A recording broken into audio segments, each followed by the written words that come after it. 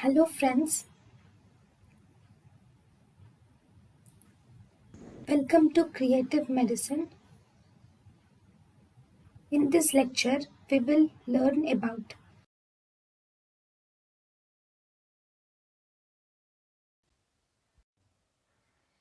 clinical features of hypothermia.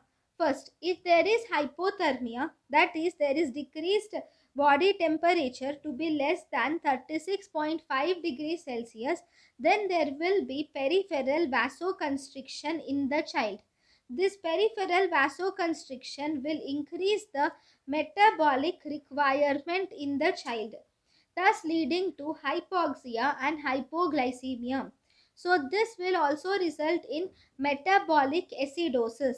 Now, because of metabolic acidosis, the child further develops hypoxia, hypoglycemia, and bradycardia. So, overall, the main important classical signs of hypothermia are hypoxia, hypoglycemia, bradycardia, and metabolic acidosis.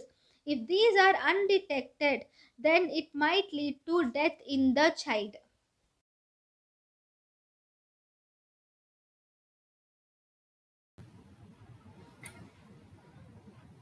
thank you and thank you for watching.